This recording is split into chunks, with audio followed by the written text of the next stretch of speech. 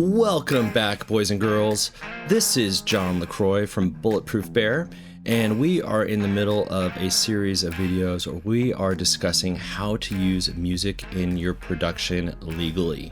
Today, we're going to be talking about two different types of copyright and how they are eventually going to relate to a work for hire and a license. But if you need to get some great music for your production, head over to catalog.bulletproofbear.com. And if your school needs a site license, head over to store.bulletproofbear.com.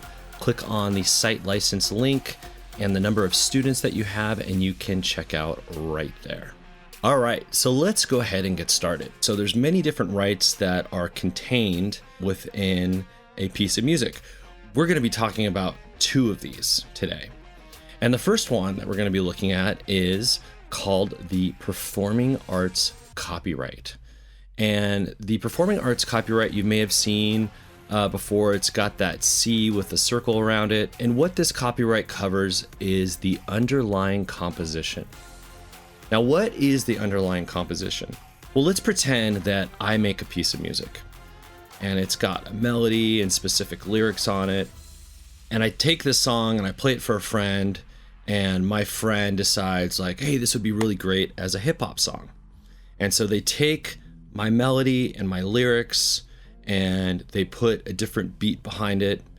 Now, their song that they made, this hip hop version, may sound different, but the core of the song is still the same, right? It still has my original melody. It still has my lyrics on it.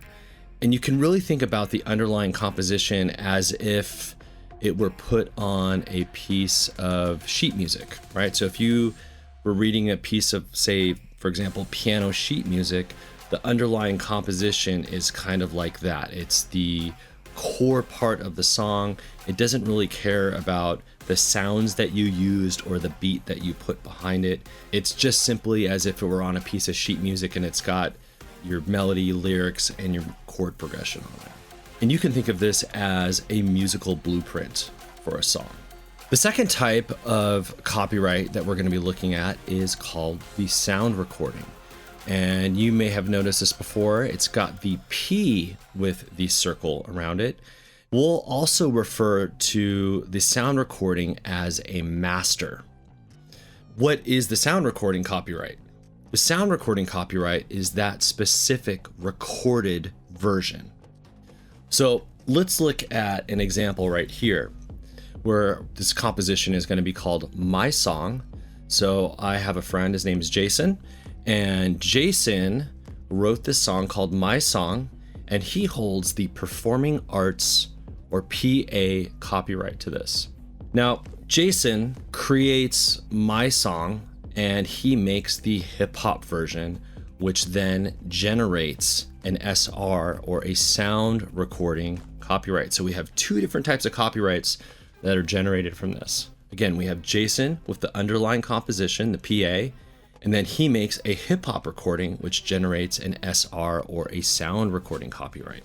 Now let's pretend that Jason plays this for somebody and they say, oh, that would be really cool as an EDM version.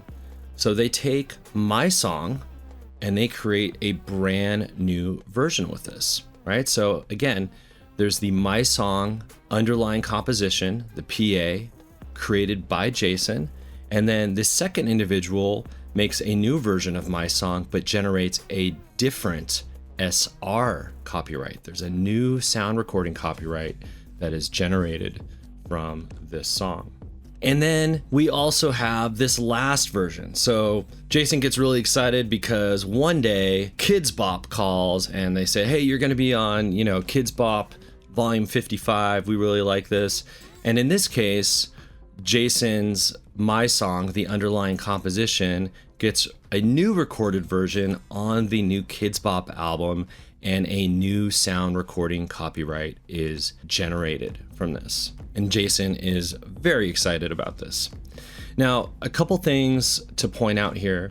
This is the structure also for artists who release cover songs, right? So you can have an underlying composition which has one copyright, and the new recorded version is its own sound recording copyright.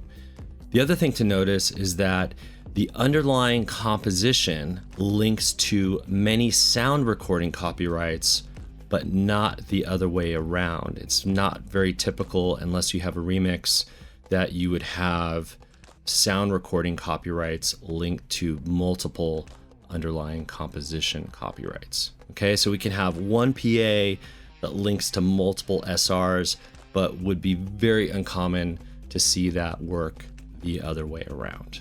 So now that you know the two basic components of copyright, in the next video, we're going to look at work for hire versus a music license and see how this all ties in together.